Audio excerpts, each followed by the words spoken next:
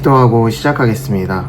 살아계신 하나님 감사합니다. 오늘도 함께 말씀을 묵상하고 말씀을 받습니다. 우리가 이 말씀을 통하여서 하루도 주님과 동행하는 귀한 삶 될 수 있도록 하나님 역사하여 주시옵소서. 예수님의 이름으로 기도드렸습니다. 아멘.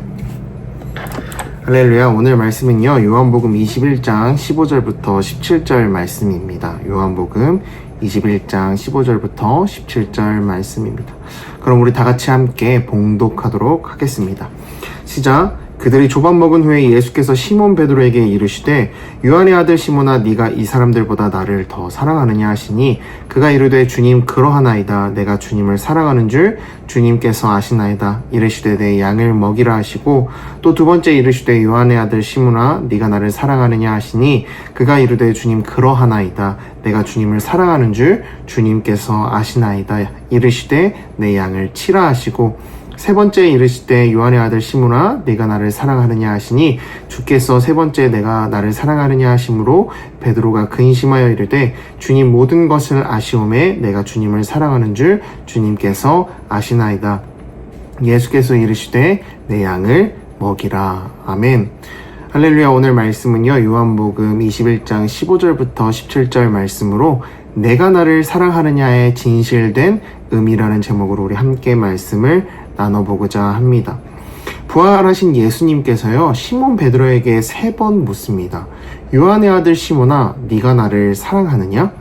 이 짧은 질문 안에는요, 회복과 사명, 그리고 오늘 우리가 함께 나누고 싶은 중요한 주제가 함께 담겨져 있습니다. 그 주제는 바로 정체가 드러났을 때에 우리는 어떻게 반응하는가 하는 것입니다. 이 말씀을 제대로 이해하려면요, 우리는 먼저 베드로의 과거, 그가 예수님을 3번 부인했던 그 사건을 먼저 떠올려야 합니다. 예수님이 체포되시던 밤, 베드로는 누구보다 자신있게 이야기했습니다. 다른 사람은 주를 버릴지라도 나는 결코 주를 버리지 않겠습니다. 예수님은 그리고 나서 분명하게 경고하셨습니다. 오늘 밤 닭이 울기 전에 내가 나를 3번 부인하리라. 그러나 베드로는 인정하지 않았습니다. 자신의 믿음을, 자신의 충성을, 자신의 의지를요, 끝까지 믿고 있었던 사람이었습니다. 그러나 결과는 어땠습니까?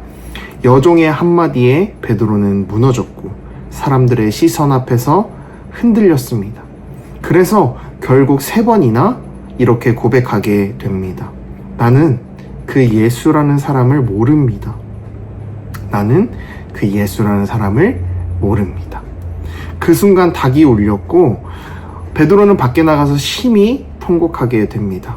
여러분, 그 통곡은 단순한 눈물의 문제가 아닙니다. 바로 베드로 자신이 믿었던 자신의 정체가 무너진 순간이었을 것이에요. 나는 예수님을 위해서 죽을 수 있다고 생각했는데, 나는 사실 그 이름조차 부끄러워했다는 사람이었다는 것. 나는 담대한 제자라고 생각했는데 사실은 두려움에 휘둘리는 한 인간에 불과했다는 것. 그의 정체가 철저히 무너지고 드러났던 순간이 바로 그 닭이 울리던 그날 밤이었습니다. 그런데 놀라운 것은요, 예수님께서 그 모든 것을 이미 알고 계셨다는 사실입니다. 베드로가 어떤 성격인지, 어떤 약점이 있는지, 어떤 말은 쉽게 하지만 행동으로는 쉽게 넘어지는 사람이라는 것을, 그리고 결국 자신을 부인할 것이라는 것도, 그런 사실도 미리 말씀하셨습니다. 그럼에도 불구하고 예수님은 부활하신 후 베드로를 다시 찾아오십니다. 그리고 오늘 본문에서 그를 다시 부르시고 회복시키셨습니다. 그렇다면 정체가 드러나는 순간이 은혜의 자리가 되려면요, 어떻게 우리는 해야 할까요? 3가지로 나눠서 함께 고백하기를 원합니다. 첫째, 그 실패와 연약함을 외면하지 않고 인정해야 합니다. 베드로는 처음에는요, 자신을 철저하게 믿었던 사람이었습니다. 나는 절대 예수님을 부인하지 않겠습니다. 라고 말하던 그가 3번 부인한 후 밖에 나가서 심히 통곡하기 시작했다는 거예요. 그 통곡은 단순한 감정의 문제가 아니라 자신의 진짜 모습을 하나님 앞에 인정하는 고백이었을 거예요.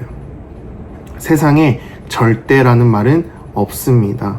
절대라는 말은 유일한 하나님께 속한 말입니다. 우리는 늘 실수하고 잘못하면서 살아갑니다. 난 절대 너를 미워하지 않아. 나는 절대로 약속 시간에 늦지 않아. 절대라는 말을 쉽게 내뱉을 수 있는 말은 아닙니다. 예수님을 절대 부인하지 않겠습니다라는 말 또한 있을 수 없는 일입니다. 오늘날 우리도 마찬가지입니다. 우리 안에 감추고 싶은 죄, 연약함, 위선이나 실수가 있습니다. 그러나 은혜는 드러난 자리에서 시작되고 있습니다. 숨기지 말고 덮으려 하지 말고 있는 그대로 하나님 앞에 인정할 때에 그 자리가 바로 회복의 시작입니다. 둘째, 예수님의 질문 앞에 진심으로 응답해야 합니다.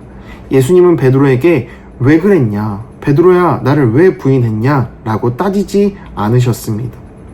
단 한 가지 질문만 반복하셨습니다. 베드로야, 네가 나를 정말 사랑하느냐? 예수님은 지금도 우리의 실패보다 우리의 현재의 사랑을 묻고 계신다는 거예요. 과거에 내가 넘어졌더라도 지금 이 순간이 예수님을 사랑한다고 고백할 수 있다면 그 사랑은 회복을 일으키는 능력이 될 것입니다. 우리는 예수님 앞에서 변명할 필요가 없습니다. 주님, 모든 것을 아시지 않습니까? 제가 주님을 사랑하는 줄 주님께서 아십니다. 그 고백 하나면 충분하다는 것입니다. 셋째, 그 은혜 앞에 사명으로 다시 우리는 일어나야 합니다. 예수님은 단지 베드로를 위로하지 않으셨습니다. 그에게 다시금 사명을 맡기셨습니다. 내 양을 치라, 내 양을 먹이라. 실패한 자리에서 위로만 주고 주저앉는 것이 아니라 은혜를 경험한 사람은 다시 일어나서 하나님의 나라를 위해 일해야 한다는 것입니다. 하나님의 나라를 위해 살아야 한다는 거예요. 회복은 곧 사명을 위한 은혜입니다. 우리의 정체가 드러났을 때에 예수님은 이제 그만해라. 실수했으니 넘어졌으니 너는 포기해라. 라고 이야기하지 않으시고 자, 이제 시작이다. 우리가 다시 부르심에 응답할 차례입니다. 내가 너를 부른다 하십니다. 사랑하는 성도 여러분, 살다 보면요, 여러 가지 문제에 마주칠 때가 있습니다. 그 문제 앞에서 나의 아주 연약하고도 연약한 문제가 드러날 때에도 혹은 다른 외압적인 이유 때문에 나의 인생에 큰 변화와 어려움이 올 때에 우리도 베드로처럼 그 자리에서 다시 일어설 수 있습니다. 예수님은 정체를 보고 버리시는 분이 아니라 그 자리에서 정체를 아시고도 여전히 우리를 사랑하시며 사용하시는 분이기 때문입니다. 오늘 예수님께서 네가 날 사랑하느냐의 질문의 진실된 의미는 바로 회복입니다.